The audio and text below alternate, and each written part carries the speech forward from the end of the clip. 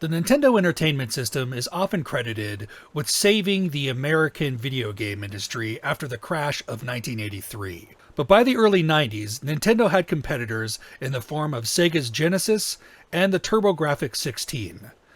As they were thinking about what was next for them, they knew they needed something that could compete and go beyond. They weren't going to try to extend the life cycle of this system as other companies had done with the Intellivision 2 or the Atari 7800, but instead they wanted something totally new and totally revolutionary. Something 16-bit. Something that didn't take backwards compatibility into account. And that was the Super Nintendo Entertainment System. But as game collectors look back, how do games released for it compare against its competitors from the Sega Genesis and the TurboGrafx-16? That's exactly what we're going to take a look at today as we count down the top 25 most valuable Super Nintendo Entertainment System games.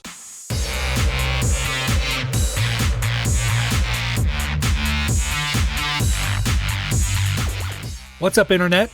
My name's Technohead. Welcome back to my channel. This is the next episode in my series Pixels to Polygons, where we take a look at the value of classic video games released in the early 90s through to the early 2000s.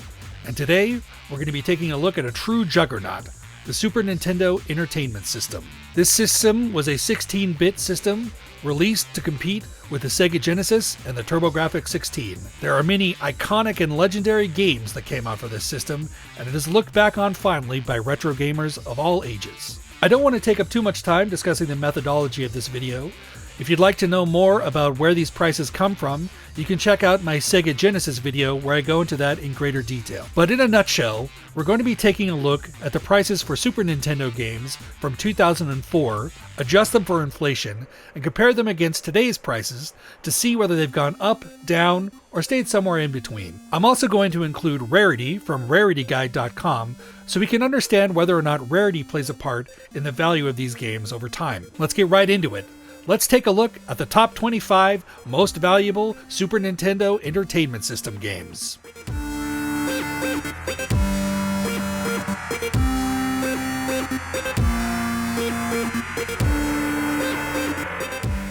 At the start of the list, at number 25, we have Incantation, which is a game that came out very late in the Super Nintendo's lifespan. It was from a European developer in France. This game was not especially rare at a 56 on rarityguide.com. It was selling for $49 back in 2004, and today a copy of Incantation goes for $199, which is a 306% increase in value for this cute game. That's followed up by a huge game in the SNES library. Chrono Trigger was kind of a superstar game featuring creators from Final Fantasy and Dragon Quest, and also the artist from Dragon Ball Z, who all came together to make kind of like a super RPG. It's definitely a classic for the system, and if you haven't played it, you should.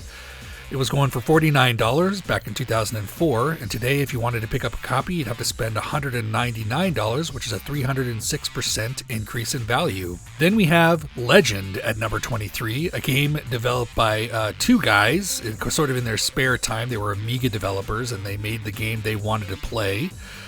This game was only going for $12 back in 2004. It's not an especially expensive game, but it is kind of rare at a 61. And today, a copy of Legend is going to go for $49, and that's a 308% increase in value. Then we have Firepower 2000. A game that did go on to have a couple of other entries and sequels. This is a game that's sort of an overhead shooter game where you can play a helicopter or a tank and fire in several different directions. It has an interesting control scheme. This game is not especially rare at a 47, and it was going for $8 back in 2004. Today, if you wanted a copy of Firepower 2000, you'd have to spend $34, which is a 325% increase in value. Then we've got the interesting game Fire Striker, which is essentially kind of a breakout style RPG fantasy game where you play two little wizards bouncing a ball around trying trying to break bricks. This game has a 62 rarity on Rarity Guide. It was going for $32 back in 2004, and today if you wanted to pick up a copy of Fire Striker, you'd have to spend $149, which is a 365% increase in value. Then we have the only game in the Mario series to have first-person shooter gameplay. This is Yoshi's Safari, so named because it's played from the perspective of Mario riding on the back of Yoshi. This game used the Super Scope light gun, and it was going for only $3 back in the day. Today, it's going for $14, which is not a huge increase in price, but that is a 367% increase in value, which lands Yoshi Safari on this list. At number 19, we have Three Ninjas Kickback, a game we also saw on the Sega Genesis list. This game has a rarity of 62, and it's based on the Three Ninjas Kickback sequel to the original Three Ninjas film. This game was going for $23 in 2004, and today in 2024, a copy of Three Ninjas Kickback goes for $119, which is a 417% increase in value. That's followed up by the shooter Axelay. This game was developed by the team that would eventually go on to form Treasure and create classic games like Gunstar Heroes and stuff. It has an interesting sort of pseudo 3D perspective and very smooth gameplay with special weapons and stuff like that. A copy was going for $15 back in 2004, but today if you wanted to get a copy of Axelay, you'd have to spend $79, which is a 427% increase in value. That's followed up by Advanced Dungeons & Dragons Eye of the Beholder, which is a port of a classic Dungeons & Dragons PC game that came out at the time. It's a sort of classic dungeon-crawling Dungeons & Dragons game. This game allows you to create characters and go on adventures and, typical Dungeons & Dragons stuff. It was $3 back in 2004, and today in 2024 it goes for $16, which is an impressive 433% increase in value. Then we have a spin-off of the Ghosts and Goblins games called Demon's Crest. This is actually a sequel to the Game Boy games Gargoyle's Quest.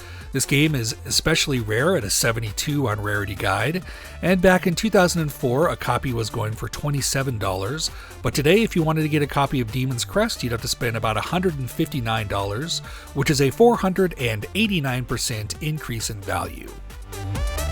That's followed up by King of Dragons at number 15, which is a Capcom arcade side-scrolling beat-em-up game where you play a paladin or a knight. You kind of run around beating up orcs and collecting treasure and stuff like that.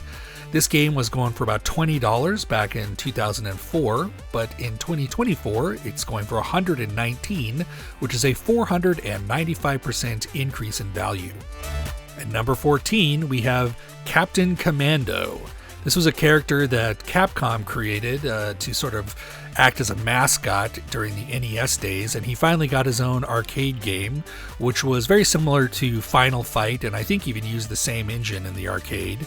This game was going for about $20 back in 2004, and if you wanted to get a copy of Captain Commando today, you'd have to spend about $119 today, which is a 495% increase in value.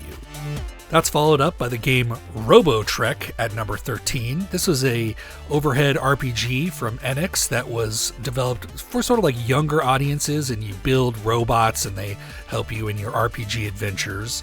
This game was going for $25 in 2004, but today in 2024, if you wanted to get a copy of Robo Trek, you'd have to spend $149, which is a 496% increase in value.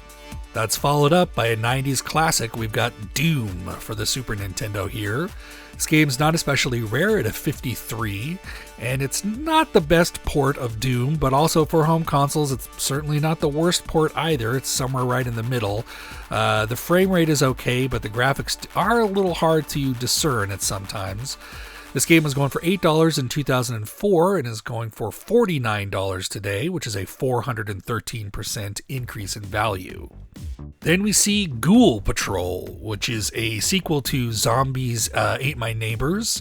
It's not especially rare. It's a 49 on Rarity Guide for Ghoul Patrol, but you basically play as some teens who are running around fighting ghosts and monsters and stuff and rescuing people from your neighborhood. It was $27 back in 2004, and in 2024, a copy goes for $179, which is a 563% increase in value. That's followed up by another game we saw on the Sega Genesis list. This is Zero, the Kamikaze Squirrel, which is a spin-off from the Aero the Acrobat series. It's basically a Sonic the Hedgehog style mascot platformer starring a squirrel. You could pick up a copy of Zero the Kamikaze Squirrel in 2004 for $32, but today the price has gone up considerably to $229, which is a 616% increase in value. At number 9, we have a huge game for the Super Nintendo. This is Earthbound.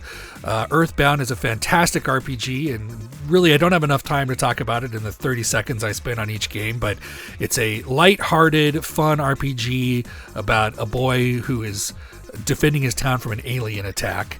It was $82 in 2004, but today it's gone up a lot to $599, which is a 630% increase in value. Then we have another big game for the Super Nintendo. At number 8, we have Harvest Moon, which is the first in a long-running series of farming simulators, now known sort of as cozy games and have gotten a lot of popularity on the Switch.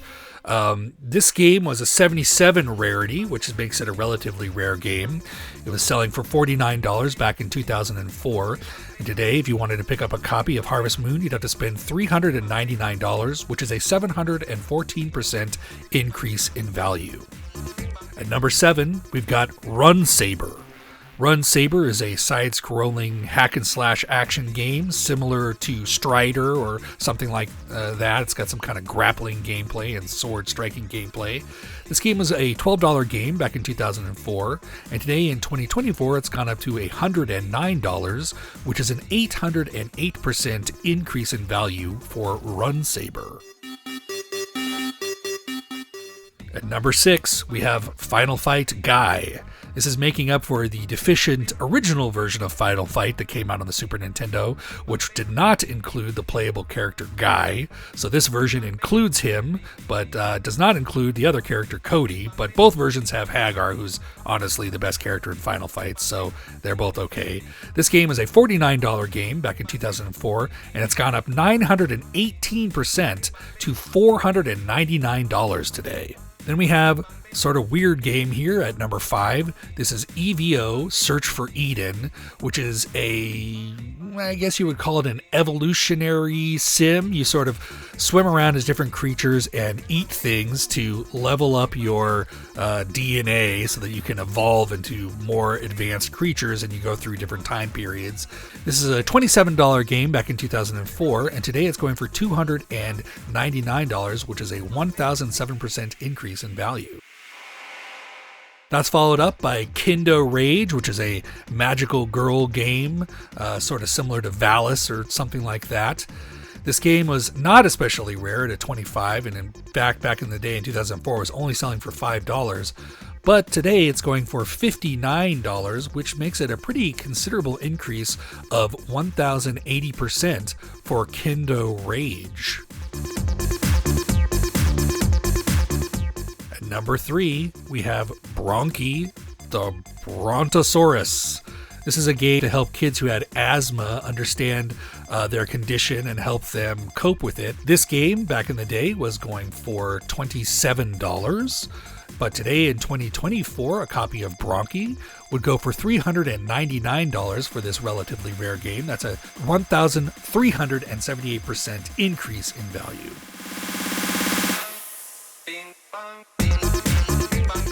Then we have an extremely rare game for the Super Nintendo.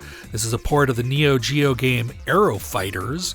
Aero Fighters is an overhead shooter game, and it cost $39 back in 2004 at Game Dude. But today, if you wanted to pick up a copy, you'd be shelling out $799, which is a 1,531% increase in value for Aero Fighters. And that brings us to our final game at number 1. What will it be? Let's see. That's right. It's Hagane, a game that is a medium rarity at 56.